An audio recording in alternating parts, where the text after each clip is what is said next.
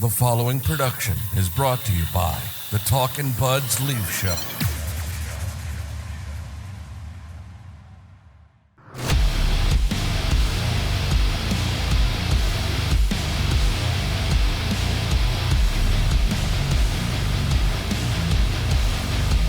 Here we go. Talkin' Buds Leaf Show, episode 272. We're post Four Nations. We said last week, we looked at the upcoming Leaf schedule and we're like 3 games in. They're in TD Garden against the Boston Bruins. We're going to wait. We always wait. Anytime the Bruins are on the schedule, we're like, we got to wait for that game. We can't do it prematurely.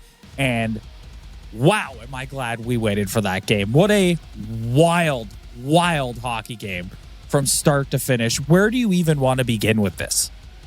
Oh, man. Yeah, the roller coaster of emotions kind of came back. There's nothing like a Leaf Bruins matchup to get you right back into it after a little slow hangover from the Four Nations. And I'm gonna be completely honest with you, and you texted me this too. As soon as it was 3-0, I was ready to pack it in. Yeah, I was okay. Just the top guys aren't in it. The depth guys aren't going to score. It's just Boston's desperate. I was ready to start the podcast early, and like a weird start. Pasternak scores like what was it? It was like 25 seconds into the game, and then Chris Tanev gets hurt immediately after. Great. Which I'm going to be refreshing Twitter all throughout this episode to see if there's an update on that. We're hoping it's just for precautionary reasons because that's be a massive fucking nightmare.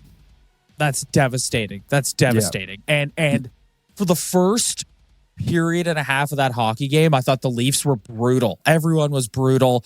It was like you and I are texting back and forth like this isn't their night. They just don't have it tonight. They're not able to get to the middle of the ice. Like you said, the Bruins are desperate. And then Morgan Riley gets one in the second period. And then what do you know? They come out in the third period. And the story of these 3 games, the post Four Nations 3 games, has been the depth.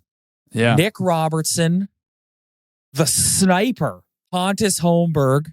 Pontus Holmberg has 4 goals in 3 games, Ryan. Yeah, no, I'm happy. I'm really happy for the guy. Pontus fucking Holmberg. Yeah, Pontus motherfucking Holmberg. Holmberg, baby. That's right. Yeah. Guy's got 4 goals in 3 games. Unbelievable. Yeah, guy has been the butt end of my jokes for 3 months straight. And all of a sudden, but Craig Berube just loves this guy. And he had that little hunch to put him up there. And Pontus is shoving it right up my arse. Yeah, he's saying, shove it in your ear, Ryan. Yeah, wow. And Nick Robertson was great on Sunday against the Chicago Blackhawks, and he's great again tonight. I'm calling him second half Nick. Telling you there's gonna be a new Nick Robertson post Four Nations. I really, really hope that obviously they got to go get someone to add to their forward group ahead of the deadline or at the deadline next week. But I really hope that Nick Robertson can use this to build some confidence for himself and have some consistency here because it's just so much more formidable when you have a legitimate scoring threat that isn't named Matthews or Marner or Nylander. Speaking of William Nylander, the guy didn't play at all in overtime and they showed him on the bench and he had his gloves off, favoring his wrist. And it's like, oh, good. That's what we need. A William Nylander injury. Yeah. Fantastic. Nylander down, Tanev down. Yeah. The thing about Nicky Robertson is I'm rooting for the guy, number one, because he's another guy who's been the butt end of my joke for months, but he gives you that little nugget. He gives you that little flash in the pan. When he comes down, he's able to use that wrist shot. And you look at that shot he scored on tonight. It's like not every guy in this league can rip it home like that. So it's just those little glimpses that he gives you. And then he slashed Swayman. Well, I didn't think it was much of a slash, but then he started shoving back a little bit. He was creating traffic out front for Morgan Riley's goal. He's getting to the net. He's down deep, winning battles on the Pontus Holmberg tying goal. Like I want to see this fucking guy have a second half, man. I'm really rooting for him. Two names I want to discuss. First and foremost, Mitch Marner. The guy's confidence is through the roof after setting up Connor McDavid on the Four Nations winning goal. He gets 2 tonight, including the game winner in OT. His centerman and BFF on the team is in a dark place right now. We're going to talk about him a little later. But right now I want to focus on Mitch Marner. Shoot the puck. That's what you always say about him. Yeah. And he proves it again tonight. I am the biggest fan of this guy transforming his game into a goal scoring attitude. How many times have we seen it this year? Him just rip it home because he has the ability to do it. We saw it in the Four Nations. We saw it tonight. We've seen it several times this year, but for some reason he just even late, even in overtime, he had a chance to attack the middle and get a shot on Swayman. And he decided to pass again. I've said it all year, and I think I like this trend I've started. If Mitch Marner put his mind to it, he's a 40+ goal scorer in the NHL any day of the week. So it pisses me off when I see him not take clean looks, because when he does, look what can happen. Second name I want to bring up from this game, your favorite Toronto Maple Leaf, a guy who you'll be getting a jersey of at some point, Anthony Stolarz. Oh, yeah.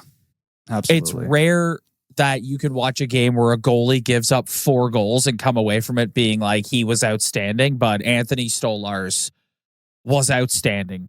And I'm here to tell you folks, I'm sorry.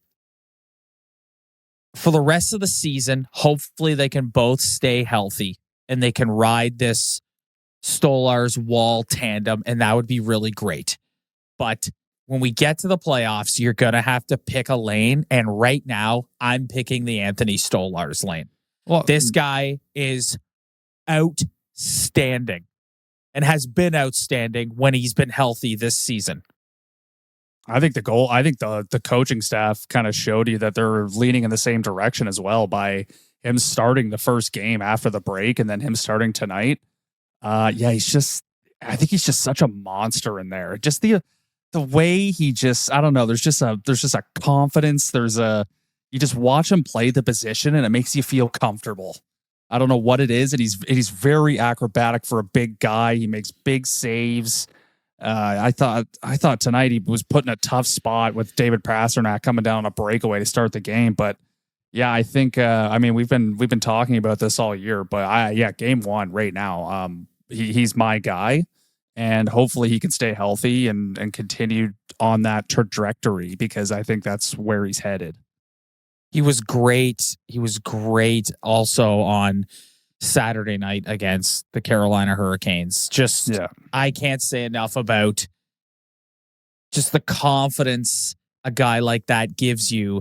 And, all this talk on the broadcast tonight about who the Leafs should target during the trade deadline. And I'm sorry, Ryan, I just keep coming back to the fact that, you look at the situation across the league.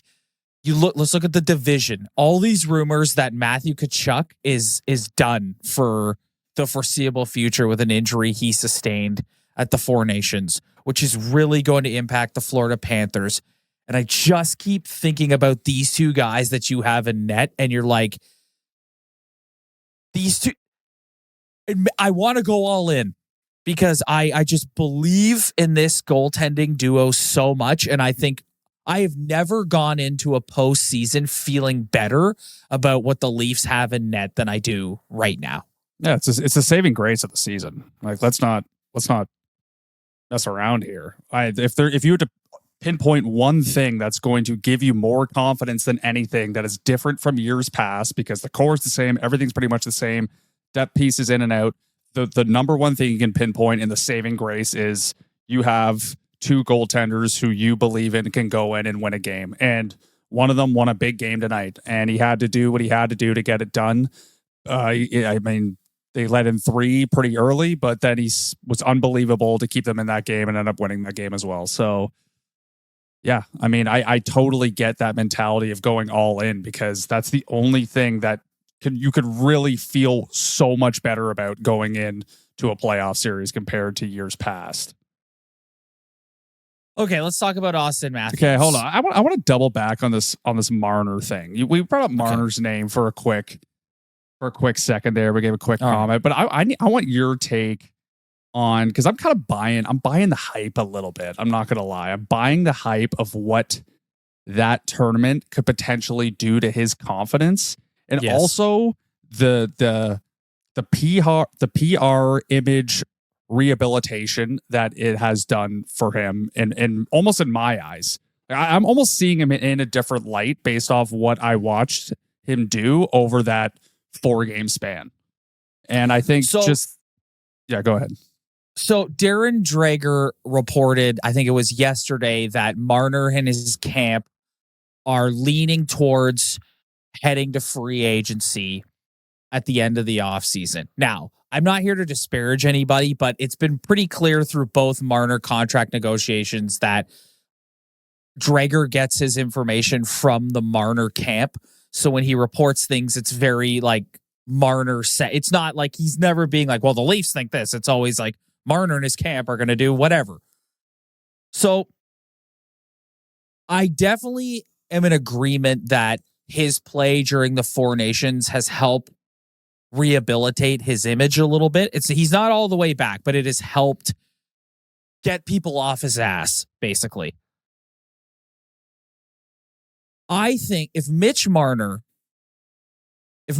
goes into the playoffs and plays well and is a difference maker, I think he can go to the Leafs with how he played in the Four Nations, with the salary cap skyrocketing towards $100 million.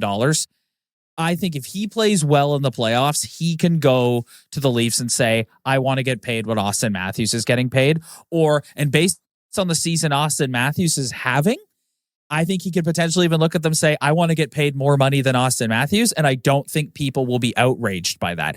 A lot of the reason why everyone got so sour on Mitch Marner is because when the games mattered most, he completely disappeared and he looked like he was totally overwhelmed in a physical, high-intensity hockey game. So he's set out on the right path and he's made a few positive steps after the Four Nations. But I think it's good if they go into the playoffs and he disappears again.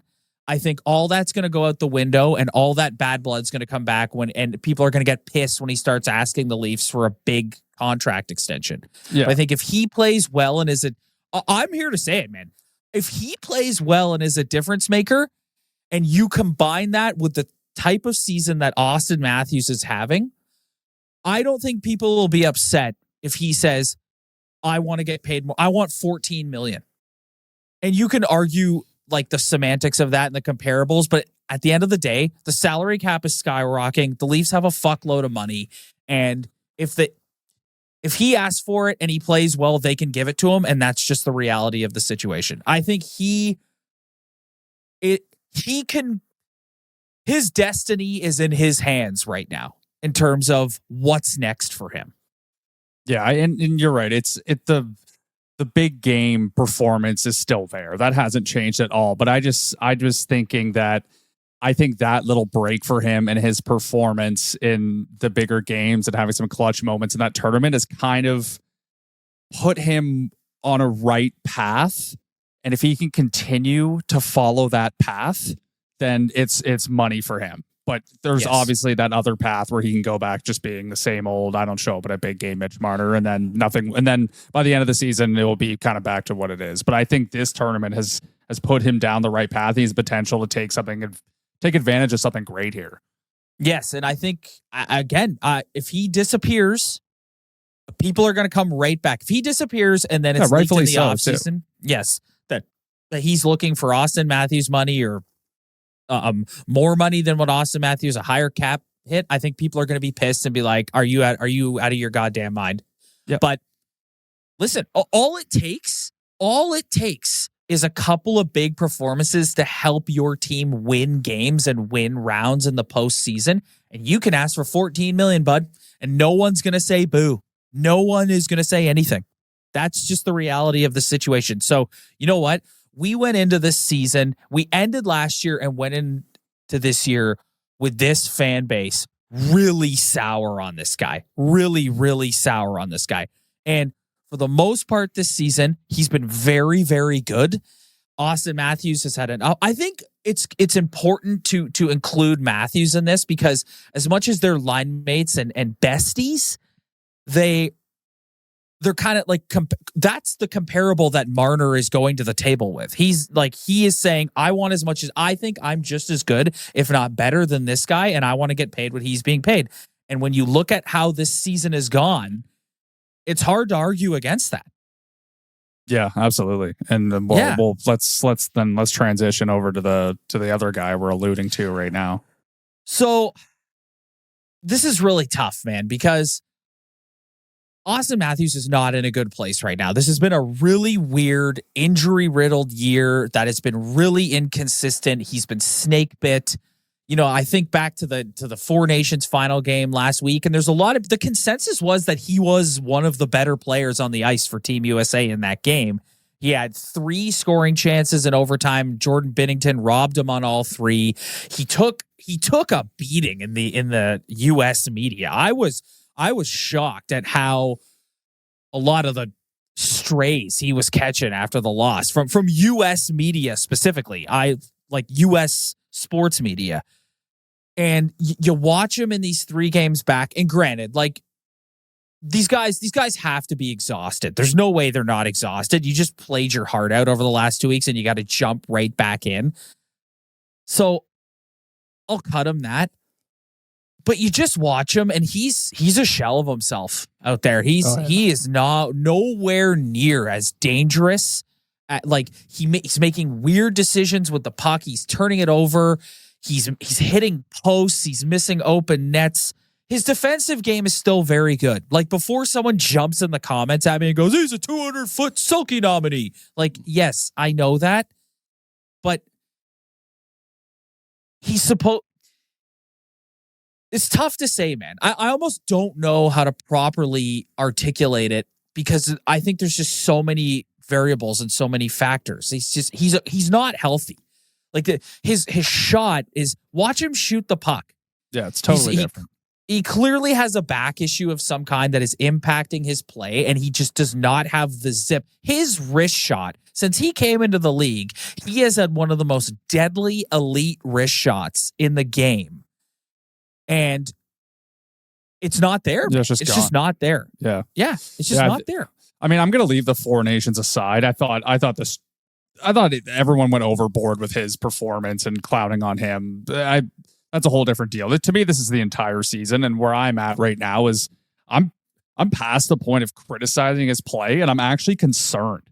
I'm legit concerned about how this guy is playing right now. He does not look like anywhere close to the dangerous Auston Matthews I've been watching for the past 7-8 years. He's not explosive. He can't break through any defenseman. His wrist shot does not look the same. He's not putting in open opportunities. He's not getting like lost in the play and then finding that loose puck to bang it in, where he's gotten hundreds of goals in his career. I'm like legit concerned about this guy's performance. He's not having the worst year ever. Okay, I know it's not like he's over 20 goals still and he's having a bad season, but I think for anyone who's watched this guy play throughout his entire career can understand what I'm saying, that he just does not look anywhere close to the top of his game. And I think it's extremely concerning for this team heading into April, because he was almost a non-factor tonight. Like, I know he's out there still making good plays, but the expectation's so high for him, and we've seen what he could do. He almost scored 70 goals last year, and he's not creating any opportunities for himself. His skating ability with the puck is, he used to like kind of have a little power move, the way he'd strip guys, cause turnovers. Like, all that is just, it's just gone. He just doesn't look the same at all. It's concerning. Yeah. It is really concerning. Just as a side note, Luke Fox on Twitter right now, Chris Tanev leaving TD Garden with his right arm in a sling. That's great. So that's now they need a defenseman. Yeah, they need to pivot to the Ryan trade deadline plan and go get a defenseman now. All right, hold on. We're going to get to the deadline in a second here, but I before we move off Auston Matthews, he clearly is healthy enough where he feels like he can play. And they're in a position where they're trying to win a division here. Like I think, like I mentioned earlier, the state of the East and the state of the Atlantic Division and how it's right there for the taking, especially with this goalie duo they have. And they don't want their number one centerman up in the press box with an injury. And so he's trying to play through this. And it's just, I think we're all coming to the realization watching him that the Auston Matthews that we've known in previous years is not coming this year. It's not happening. And it's probably when this season ends, we're going to hear some story that he's getting surgery of some kind in the offseason to fix. And dude, that's another thing about him. Like you look at his career, like he's had injury problems. Like, and if he's got a serious back problem or something that requires surgery, that's not good. That's not good at all. No. An ability to stay healthy has not been. He hasn't had that ability. No, it's concerning, and quite frankly, I'm concerned. This NHL season has been as predictable as a puck rolling on its edge. No one knows where it's going, but that just means there's time for your favorite team to figure things out, and games left for you to get in the action at DraftKings Sportsbook, an official sports betting partner of the NHL. It's super easy for first-timers to get started. Try betting on something simple like picking a team to win. Go to DraftKings Sportsbook app, select your team, and place your first bet.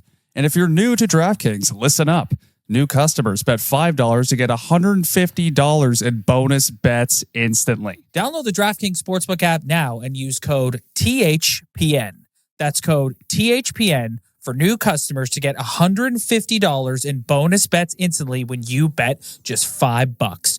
Only on DraftKings. The crown is yours. Gambling problem? Call 1-800-GAMBLER. In New York, call 877-8-HOPE-NY or text HOPE-NY 467-369. In Connecticut, help is available for problem gambling. Call 888-789-7777 or visit ccpg.org. Please play responsibly. On behalf of Boot Hill Casino and Resort in Kansas, 21 and over. Age and eligibility varies by jurisdiction. Void in Ontario. Bonus bets expire 168 hours after issuance. For additional terms and responsible gaming resources, see dkng.co/ice. All right, let's move on to talking about the upcoming trade deadline. I mean, I just read the Luke Fox update on Chris Tanev, which if he's out long term, I think they need to go and get another defenseman anyway. Like the problem with you lose Chris Tanev against the Bruins tonight. More Simone Benoit is not good for anybody. Like it's not that Benoit Connor Timmy's pairing is just, those guys need to be sheltered. And when you lose a D-man and you have to play with 5 defensemen, they're not sheltered. And it's not. Jake McCabe, God bless him, had a rough night tonight too. Hey, Morgan Riley had a great night tonight though. So yeah, he did. Maybe more of that. So a lot of talk in the pregame on TSN and online today about the Leafs targeting Brayden Schenn. Your thoughts on this? I honestly have, I don't know how I feel about it. I really don't. I need to know. I would love to know the package. Obviously, I don't know what the package is. I'm dying to know what Doug Armstrong's asking for Brayden Schenn, because I mean, if you look at the player and what he's going to bring to the team, it fits the bill of pretty much every single trade deadline acquisition they've made in the past. A guy who can with go on the exception of Brayden Schenn is coming in with term. It's not a rental. Yeah, but I mean more the type of player. Like I understand right, yes. the term, and we've had this discussion before. We want to bring someone with term. We don't want another rental, but it's just it's a guy that is just going to bring a veteran presence who's going to play the right way. He's not a point producer anymore, nor he never really was. I don't really know how I feel about this. Like obviously it's good. It's like he's a good player. He has term. He's going to come in. He's won a Stanley fit Cup. That center role. He's going that to you need. fit that center role. I know he's played some wing too. He can do a little bit of both, but I mean, if you're going to give up an Easton Cowan for this guy, I mean, we better be pretty sure. Even though this isn't a really important year, they need to do what they need to do to be successful and give themselves a chance. But I don't know. I just haven't really taken in enough Brayden Schenn to really have the best take for this. I don't know where his game has gone post-COVID. When I think of Brayden Schenn, I think of like mid-2000s Brayden Schenn. I don't I don't know exactly what you're getting with him right now, and if there are better options out there. But we also have to know what they can afford and what people are asking for. I think, to your point that you just made, I think Doug Armstrong's asking for a lot more than just Easton Cowan. I think it's Easton Cowan. Hey, man, one of the good things about Nick Robertson looking really good right now is if you want to put him in the deal, he's playing his best hockey right now. Yeah. Yeah. I mean, the guy's 33 years old. I don't know. I don't want to sound like a hypocrite because I've told them to go do something. I mean, I still think they need to go get a defenseman. I don't know who that is, but I think that is the best course of action for them. I've seen this online a lot the last couple of days, Ryan. The possibility of a Shen brother. Yeah, I saw that too. The Shen brothers. I mean, if you're Morgan bringing him in, Riley it's a package has never deal. looked better than when Luke Shen has been his partner. Not really the defenseman I'm referencing. I was thinking about someone a little more impactful, someone who can take away minutes from your top guys. But yeah, this is a really tough situation for Tree Living. I think this is a really tough situation because I think the pressure is on to not disappoint at the deadline and really add to the team. But how many times has this team added somebody at the deadline through rental, through guys with term, and at the end of the day, you end up with the same result. So it's just the pressure mounts to make that right deal at the deadline and give up the right assets, and just it's all got to work, and it's a fucking hard thing to do. I thought about you yesterday when I was online and saw Justin Bourne's piece that he wrote for Sportsnet.ca, where he listed his players he's most interesting in the Leafs going after to try and acquire, and at the top of that list, Colton Parayko. Yeah, and I'm like that's what the I'm kind talking of guy about. Ryan's looking for Tree Living to go and get, especially in a game like the game we just watched. I know they pulled it out, and that's the Leafs coming back and beating Boston the way Boston would beat them. That's great, but I'm just watching that game, and to me, what they are missing is just an extra guy back there to eat up minutes in the most important time of the year, preferably with size. Doesn't have to be with size, but it's. You know the guy I'm referencing. They need a guy like that so badly to get deep into the playoffs, in my opinion. I think you can go further with Max Domi as your third line center and adding someone of that caliber than it would be the other way around, than adding some schlub third line guy, Nelia Labushkin, and then adding a Scott Lawton. I would way rather flip the other way and go for a top defenseman to eat up minutes. I think it's just so important for them. But so let's just say you pick up the phone and you call Doug Armstrong and you say, I want Colton Parayko. And he goes, give me Easton Cowan and Bobby McMahon. Easton Cowan and Bobby McMahon. You know what? I'm not too attached to Easton Cowan right now. I'm really not. And I would say, I would do it. I would think anything's on the table for a top pairing defenseman. Give me Easton Cowan and Matthew Nyes. I don't think that's possible. I don't think Matthew Nyes is getting moved. If you want a difference maker like a Colton Parayko, and we're just using him as an example because Justin Bourne referenced him in his piece.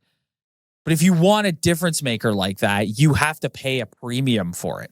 So like giving someone an Easton Cowan is great, but they're going to want a young player off your roster, and Matthew Nyes fits that bill. He's still young, and you can add him to the St. Louis Blues are trying to retool here. So you look at a guy like Matthew Nyes and you go, we could bring him in and have him as a part of our new core and our retool, right? And you can take Colton Parayko and go try and win a Stanley Cup this year with him. I don't know. And dude, I do not envy. Yeah, this Brad is why I'm not a Treliving. general manager. Yeah, in previous years, it's been really clear, they got to go do this. And this year, you kind of look at their roster and you're like, well, they could use another depth piece up front. They could use another difference maker on the blue line, not just another depth defenseman, not another Connor Timmins. Who's the other guy they brought in 3 times? I've seen Labushkin. Labushkin and the other guy, the taller guy, whatever. I forget his name, but like Joel Edmondson. Joel Edmondson, yes. Yeah. Like I don't need another Joel Edmondson. Like I'll rock with Simone Benoit getting in cross-checking matches with the other guys on the other team all night long. But yeah, there's a reason why we're doing this podcast and we're not general managers because man, it's a tough. And this year it's like you which way do you go? What are you prepared to give up? Like I said, there's the added pressure. Like they were talking about this on Overdrive the other day. Ryan, the East is wide open. Like, yes, the Washington Capitals are the top team in the East, but like you don't look in previous years, you've looked at the Florida Panthers and are like, they're the team in the East. They're probably going to the Stanley Cup final. The Tampa Bay Lightning, the Bruins. This year, you're like, sure, the Capitals are a good team, but like someone can beat them. Someone can beat them in a 7-game series. Yeah, I get that argument, but also I don't trust this team against anybody.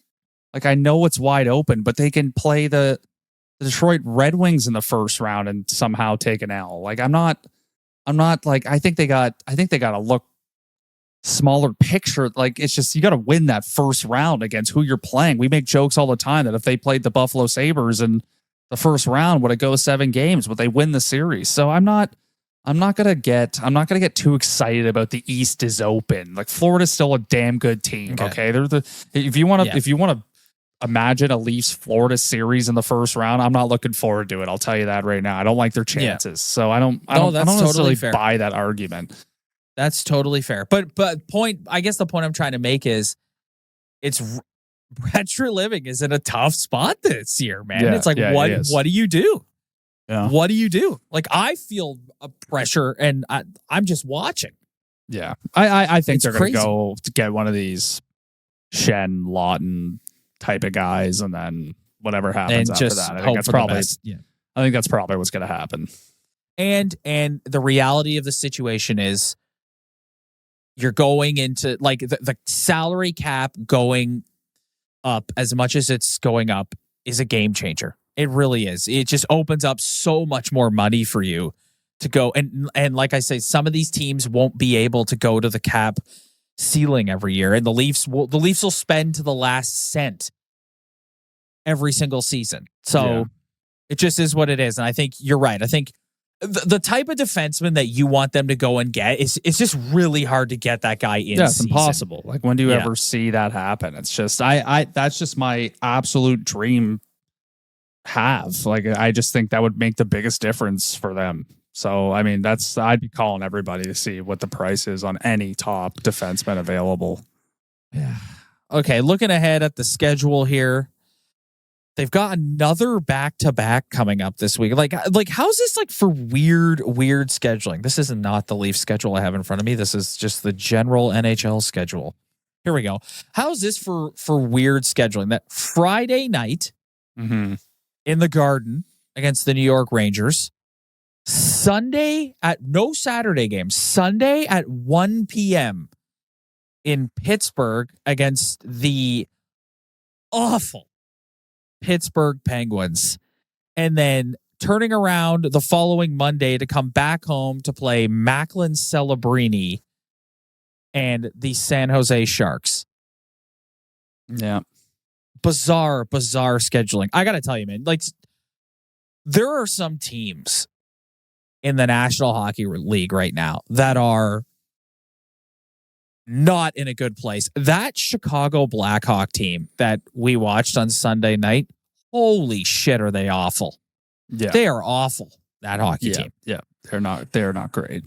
What do you think of the whole, just quickly before we get out of here, like we spent the last week and a bit watching Sid. I just kind of look at him and no one likes throwing barbs at Kyle Dubas more than I do, but like, I just look at Sid and I'm like, are you really going to do this, man? Like this team, like you just got a taste of playing in high level, high intensity hockey. And if you wanted to, you could go join a team that's at least going to be in the playoffs.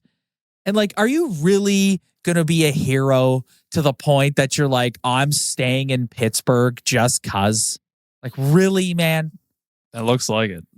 That's how you want to end your career, playing for a team that is keeping you because you're an all-time great of the franchise and they don't want to disrespect you, but secretly are hoping that you'll request a trade so they can continue to stockpile assets?